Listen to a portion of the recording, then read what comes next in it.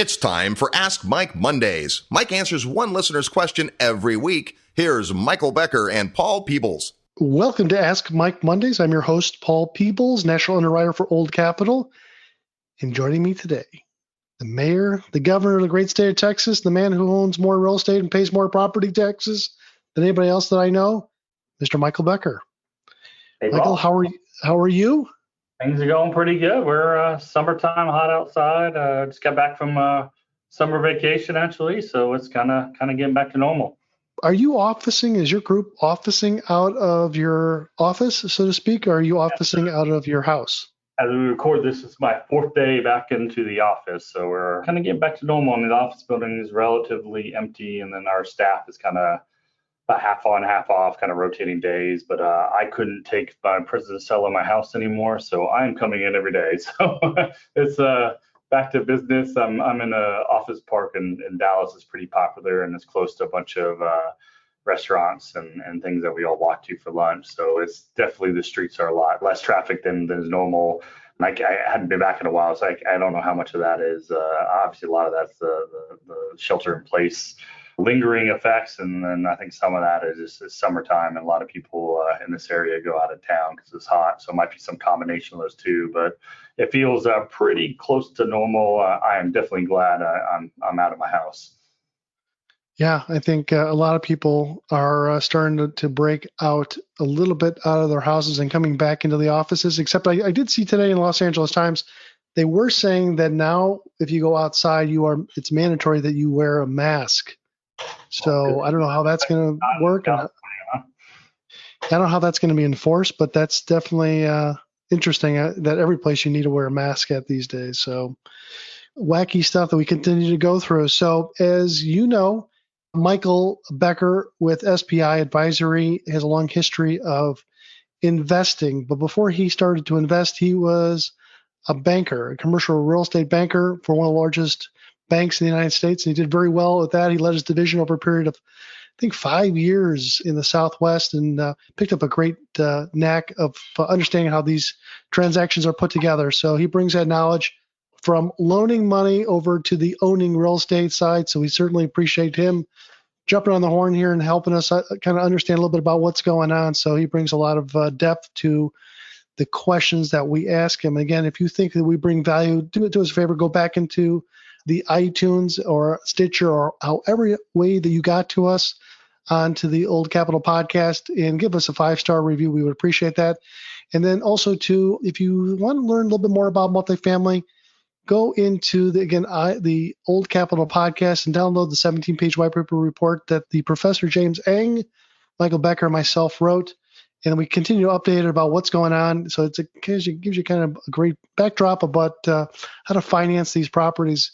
And then, Michael, tell them a little bit about what you wrote specifically that you guys use at SPI on due diligence. We have kind of the sample due diligence checklist. So it's the actual checklist that we attach when we submit offers.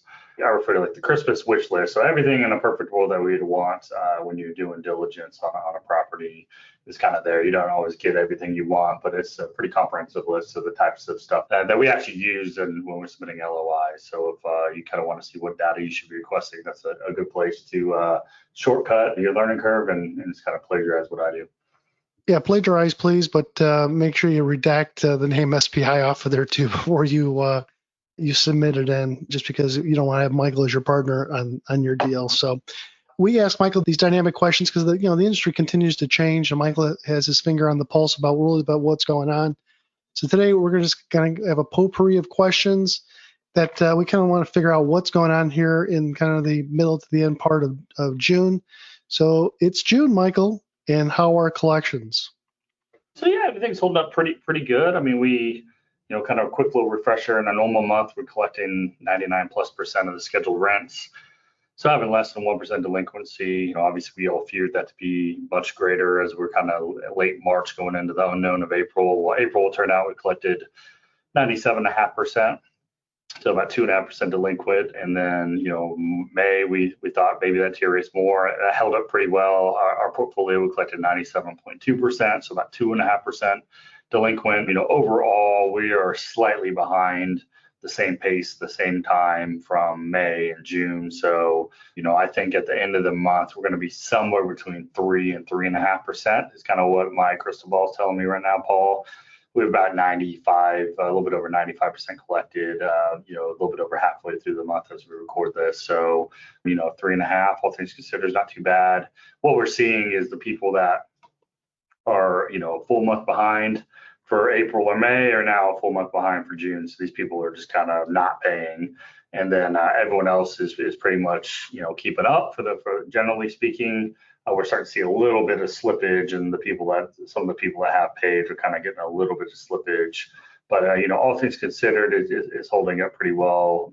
Our biggest tool to collect rent, which is the threat of eviction, is largely non-existent right now through the properties that have a CARES Act. Follow the CARES Act to have a federally insured mortgage, a Fannie, Freddie, or HUD loan. You can't even notice people for eviction until July 25th, and then you got to give them a 30-day notice, which basically takes August 25th. And then you have to go through the court systems, which are going to be extremely backlogged. So, you're talking September, October, best case, likely to get some of those folks out. The properties that are not federally insured, you're still having to deal with local municipalities. Like, for example, we have one property in Travis County, which is Austin. That doesn't fall on CARES Act for us, so we were trying to start going on the process of evictions. Well, now the courts aren't going to even hear anything until July 25th anyways.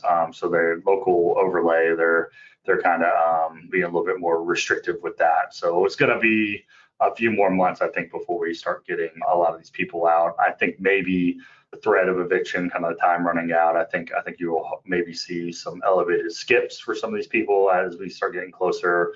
They'll just go ahead and, just leave the unit and go move in with a family member or friend or something like that. So, I think we still have a few months of deterioration ahead of us here, Paul, but net, everything's holding up pretty well. I mean, if you didn't know there was a global pandemic and you didn't look at kind of not being able to collect late fees, I mean, collections really aren't that far off. Some of these properties are just normal, and there's a handful that are abnormal, but all in all, not too bad.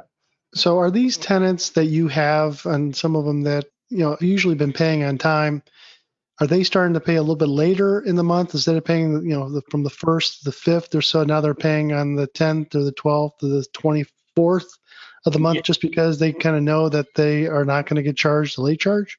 Yeah, you've seen a little bit of that where they know that they're not getting late charges. So instead of paying on the 1st, they're paying on the 8th or 10th or something like that. So it is slipping out. Plus we have a lot of people on payment plans as well. So we're, being proactive, trying to, get people on payment plans where historically, kind of up until March of this year, you wouldn't accept a partial payment, because then if you accept a partial payment, you can't evict them in the state of Texas.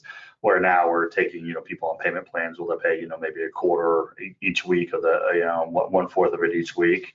So, we're being obviously difficult times. We all need to kind of pitch in and try to work together. And, if anyone has a good attitude, is really trying to work with us, we, obviously are trying to work back with them. The people that'll be evicted, the people that just aren't paying, period, and they're, not communicating with us, those are going to be the ones that are, gonna get evicted the first time.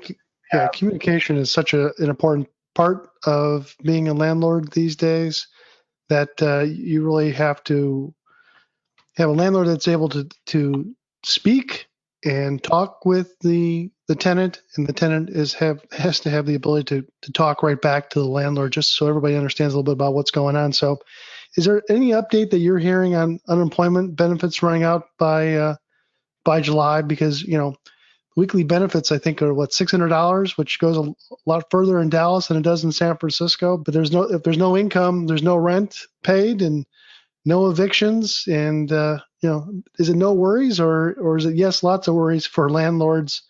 But I know you guys have kept, distributions not really going through to the investors, just because you wanted to make sure that if something were happening or could happen in the future, that you had enough funds to keep these businesses, properties going. Is that right? Yeah, a lot to unpack there. So, guys, two parts really. As far as kind of going forward, the CARES Act allowed an additional $600 federal on top of whatever the state unemployment benefits were a week. That expires at the end of July. So, I really, that's kind of one of the fears of a lot of us owners, is maybe that's been Clearly, that's been supportive of propping up people's ability to pay us rent. So what happens when that goes away? That's an unknown. I think in Texas, they doubled the time you can be on unemployment. So I know at least the state benefits will be extended, I think double the time. So I think basically through the end of the year, if I recall correctly, there's so much data coming at you, it's hard to keep track of all this at one time. So yeah, what's going to happen when we get to August and September when that's not there? I think that'll be offset a little bit by the economy opening back up, especially in the Texas markets where we're at. We're seeing, restaurants and retail, and so people are coming back. And I actually went to dinner a few days ago and got the bill, and there was an 18% service charge that was to the restaurant, because then we asked the waitress, was this a tip for you or a charge to the restaurant? She said, well, the restaurant was paying them like a higher pay through this time. So instead of getting just kind of the $2 or $3 or whatever it is when you're a server, and then you get your tips, they were paying them, 15 or 20 bucks an hour or whatever it was, and tacking that onto the people. So anyways, my point is more and more people are going back, and employment's kind of coming back a little bit. I know we were down one employee, and we're just about to hire someone back, which we held off for 3 months. So we're starting to kind of think about that. So I think that's going to start coming back. So I guess really the question is, what's the permanent unemployment class going to be? It's going to be certainly higher than the 3.5%, 4% it was in February. So what is that number when we kind of open all the way back up? So I think that will counteract a little bit, Paul, the going away of the unemployment as people start getting back on their job, and then start getting into Ubers and airplanes and things like that, where maybe some of the people in the gig economy can start driving Ubers again and getting money, because that pretty much I think is ground to a very small percentage of what it was before. So it'll be interesting to see that. To your distribution question, yeah, with collections holding up far better than what we feared this month in June, we're just turning on the distributions, not on every asset, and some assets we maybe came back a little lighter than what we did, but the properties that are collecting well, that can support them, which is the vast majority of them, they're coming back on. So here in a couple of days, I just approved the ACHs. So here in a couple of days, those will be out, and it's kind of back to normal. We didn't pay back the 2 months we held back. We're going to kind of keep that as some additional liquidity, which also helps offset one of the last topics we talked about, which is our increased insurance and taxes. So that kind of withheld cash flow will help kind of shore up the escrows for the taxes as well that have gone up. But we're going to kind of get back on. I'm going to be quick to potentially turn them back off if I start seeing our collections slip. We're going to pay these out later in the month, so I have the ability to kind of see the first 10 or so days of the month and see how collections are going. And if we see a material deviation from the prior month, I'll probably be quick to turn them back off, though, just until we kind of get some certainty that there's a resolution to this, and the economy's somewhat back to pre-COVID levels. Yeah, I saw in the LA Times that there was a decrease on average of about 3.3% in asking rents annually. So this is for like Los Angeles County.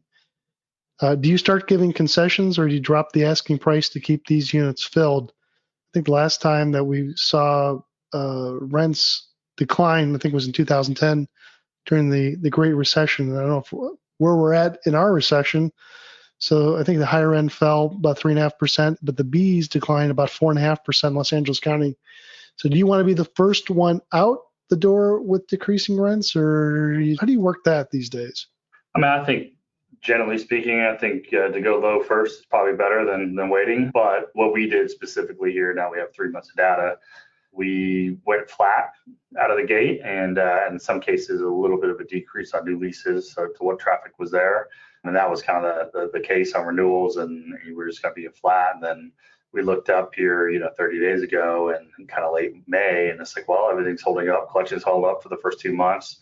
Demand is still pretty strong. So then we started kind of getting back at it. So I think most of our properties now are seeing, some form of a rent bump. They're still pretty modest, but where we feel confident and occupancy's high and traffic's high, we're pushing rents. We even turned on some of our upgrades again. So kind of we lost maybe say 2 months of momentum.